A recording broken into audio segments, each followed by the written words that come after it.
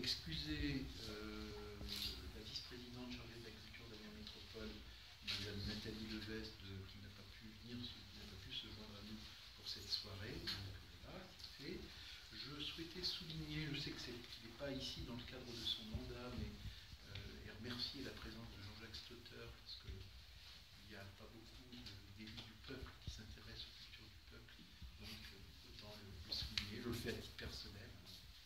Voilà, merci d'être là. Et puis voilà, donc avant de démarrer, je souhaiterais aussi dire un petit mot.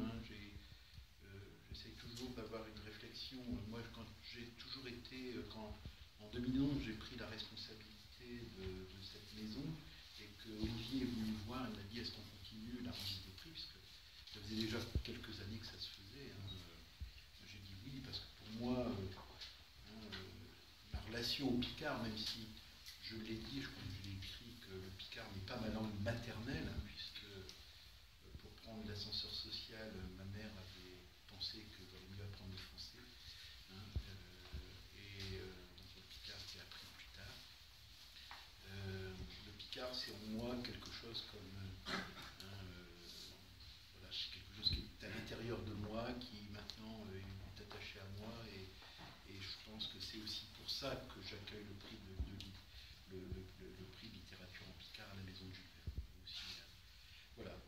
Je tenais aussi à m'excuser parce que d'habitude, je m'investis un petit peu plus dans la préparation de cette remise des prix. Là, j'en ai fait un petit peu moins. Je tenais à m'excuser auprès d'Olivier, auprès de Madame la Présidente, Annie Bernien, mais l'équipe de la Maison de Jules Verne a fait vraiment tout le boulot. Je remercie Bérangère pour le travail préparatif, pour pouvoir vous accueillir dans de très bonnes conditions.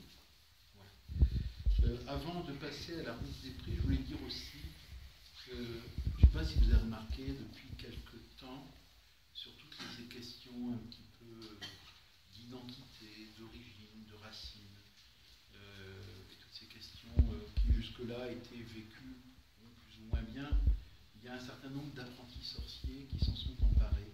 Alors ils ont des méthodes différentes selon leur but à eux, mais se sont emparés de cette question de l'identité, et ça me gêne beaucoup parce que je trouve qu'on est un petit peu pris en otage. Et maintenant, si on devient fier d'être quelque part, on est quelquefois rattaché à des opinions qui ne sont pas les vôtres, ou bien si on est tout simplement fier d'être ce qu'on est, on vous le reproche ou vous vous en rendez compte.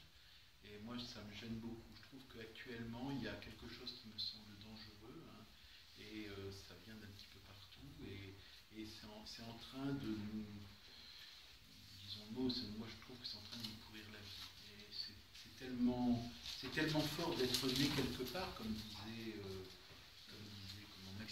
Maxime Le Forestier, qu'il ne faut pas qu'on perde ça, il ne faut pas qu'on laisse à ces apprentis sorciers prendre le pas sur cette question. Voilà, j'en dis pas plus. On va passer à la remise des prix.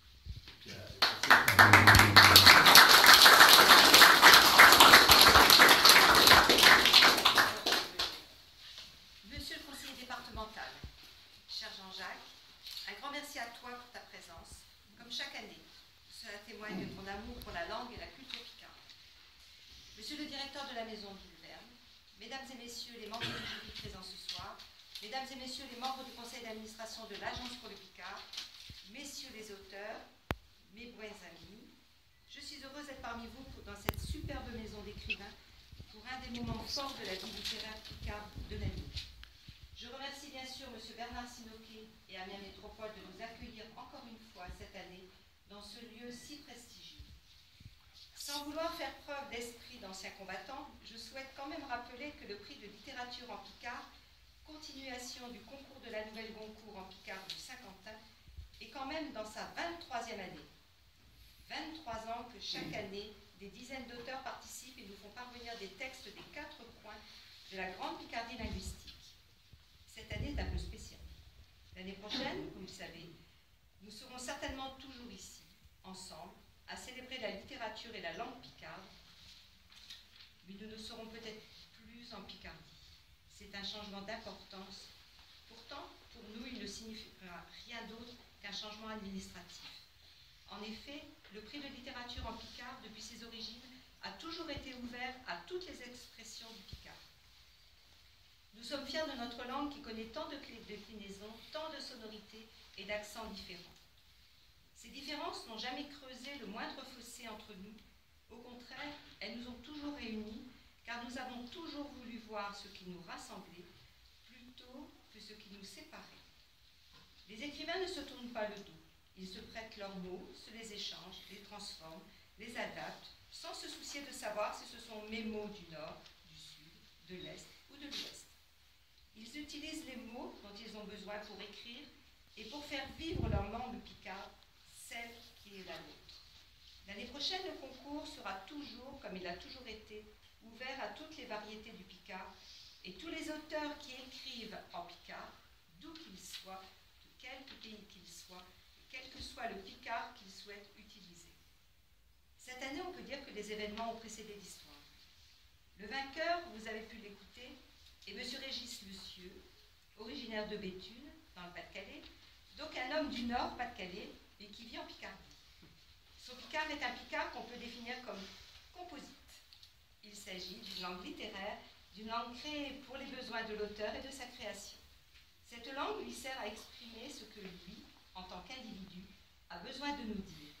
S'il le dit en picard et pas en anglais, alors qu'il est parfaitement bilingue, il y a une raison à cela, et je lui laisserai le soin de nous l'expliquer dans un instant. C'est un homme du Nord, mais un picard qui a remporté le prix. La seconde place revient à un picard de Picardie, Jean-Marie François, d'Abbeville, homme aux multiples talents qui transforme en or littéraire tous les mots qu'il touche et avec lesquels il jongle, comme jadis les fameux jongleurs arageois que furent Adam de la Halle et Jean Baudel. Le jury a eu fort à faire pour départager les deux textes, croyez-moi. La troisième place, sans que cela ait été voulu, revient à un sujet de Sa Majesté le Roi des Belges, un Belge mais de langue picarde. Peut-être dans quelques années serons-nous également dans la même région. Gérard Platewood est présent parmi nous pour la deuxième année consécutive. Au nom du jury, je le félicite pour sa persévérance, son talent et son humour. Enfin, je tiens à souligner le talent de notre auteur de polar picard, Jean-Paul Champion, déjà lauréat il y a quelques années. Il a su se prendre au jeu de ce prix supplémentaire destiné à stimuler la création dans différents domaines littéraires. Il s'en est fort bien sorti et a vraiment séduit le jury par son style et l'atmosphère de son récit. Comme vous le savez, chaque année, le jury a la possibilité de distinguer des écrits qui ne rentrent pas forcément dans le classement. C'est Joël Jonas, encore une, entre guillemets, nordiste de Valenciennes, qui a remporté un prix du conte à l'unanimité du jury pour son texte « El Dragon, le cerf-volant » qu'elle a coécrit avec Patrick Carpentier de Lille. Une autre distinction a été attribuée à Madame Valérie Touron, d'Ailly-le-Haut-Clocher, pour sa pièce Schleritache. Madame Touron, je ne la connaissais pas, mais j'ai lu la lettre en faveur du patois rédigée par son arrière-grand-père, Marius Touron, en 1910. Mais par contre, je l'ai vu au théâtre quand même, à Ailly-sur-le-Haut-Clocher, lors de la première. Je félicite bien sûr Madame Touron pour son atavisme, et je ne peux que l'inciter à continuer dans cette tradition familiale d'attachement viscéral au picard. Bravo Madame Touron. Avant de laisser la parole à Monsieur Lecieux, et je ne peux m'empêcher de vous lire un extrait de cette lettre de Marius Touron.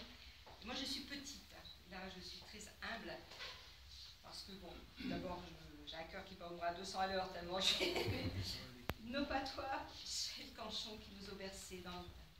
J'ai le souvenir de nos aïeux, de nos taillons, puis de nos rataillons.